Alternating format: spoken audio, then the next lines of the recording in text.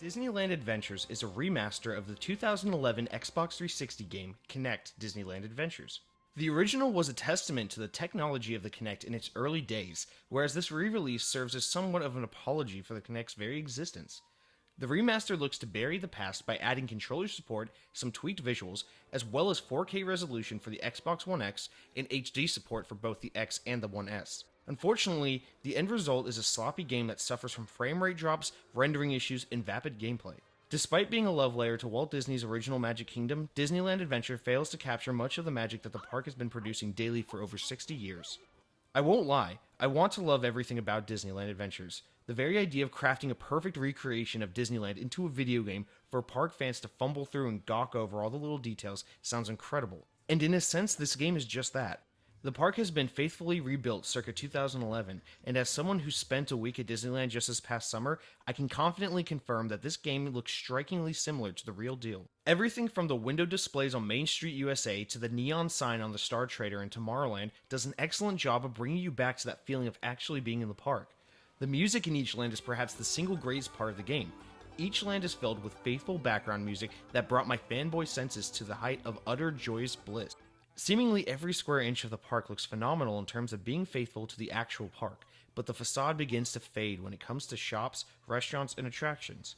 Shops and restaurants are almost all inaccessible. Some shops are open, but you don't get to go inside and explore. Instead, you load into a shop menu where you can purchase outfits and pins for your avatar. Of course, this is a video game with goals of character progression and real gameplay mechanics, so I can't blame the game for needing a place to house these options, but it just felt like such a letdown that the park was so faithfully recreated, while none of the shops and restaurants received similar treatment. I can only imagine how much greater the exploration element would be if I could go through the nooks and crannies of each shop and restaurant. What's worse is the park attractions. All of the big e-ticket attractions are soulless minigames that took way too long to load and are mostly too boring to hold one's attention for more than a minute. Of course, one of the game's selling points is the minigames, and it isn't supposed to be a full-fledged simulator, but I think I would have been happier wandering through faithful recreations of the queues and experiencing virtual ride-throughs of the attractions over playing some of these minigames.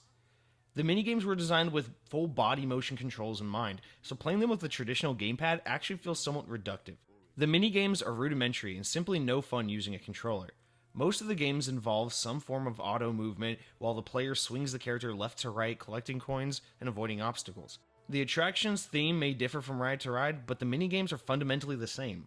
However, a notable exception is the It's a Small World minigame that serves as a rhythm game, albeit a pedestrian one. I had a hard time getting my Kinect to function properly when I tried using it with the motion controls, and I honestly only wanted to use a regular controller. Ultimately, this just left me feeling unsatisfied with most of the minigames. If anything, the only redeemable aspect of the minigames are the fun cutscene animations that play before each one. Each attraction gets its own backstory inspired by the actual ride or the movie it's based off of, or a Disney cartoon in the case of the Matterhorn bobsled game. Some of the smaller attractions of the game, such as Dumbo the Flying Elephant, Gadget's Go Coaster, and Mad Tea Party, actually have ride-through simulation animations, akin to games like Roller Coaster Tycoon. I love being able to hop on these rides and see the recreations of them like I was actually back at Disneyland, but it only furthered my frustration that I couldn't experience bigger attractions in the same way. The park is filled with 40 iconic Disney characters that players can interact with and accept menial tasks from. You can take pictures together, get autographs, hug, dance, and even high-five the characters, and usually the characters will send you on a string of quests to complete. The objectives are usually insultingly easy and monotonous, again re-emphasizing that this game is initially built for the Kinect, so any actual gameplay mechanics are pretty light here. You'll gather materials for characters, relay information from one to another, and pretty much just repeat this over and over again. Occasionally, a character will reward you with an item that you can keep in your inventory. Items include magic wands, a camera, a megaphone, and some others. Items like the camera can be useful, while most of the items are just there to allow players to interact with random objects that will release exorbitant amounts of coins for no good reason. If it really was this easy to come across money while visiting a Disney theme park, I don't think Disney would be in the business for much longer. Disneyland Adventure's biggest issue, though, is that it's plagued with performance issues. The frame rate is a mess, and environments usually look bland in the distance, as textures can take quite a while to load in. Sometimes I would have to leave an area or quit the game altogether to fix a visual issue I was experiencing. To be clear, I was playing on a day one Xbox One. The game has been updated to take advantage of some of the Xbox One X's power, so perhaps things run a little better on the X. However, to me, there's no real explanation as to why a 6-year-old game is performing so poorly on a console that came out 2 years after the original game. My guess is that the remaster has been poorly optimized, which is a shame because it detracts from the game's strongest feature, its exploration. Overall, Disneyland Adventures fails to create a memorable experience for Disney fans.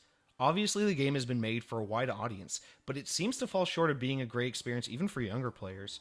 It's easy to think that some of the younger players might be able to overlook the game's issues and have a good time anyway, but with such uninspired mechanics and so many technical issues, I can't really recommend this game. Perhaps if you're just that big of a Disney Parks fan, the $30 isn't too bad just to get a taste of a virtual recreation of Disneyland, but its charm wanes quick.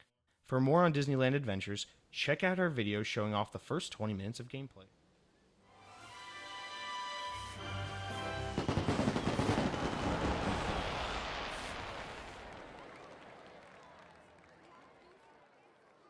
What an amazing show!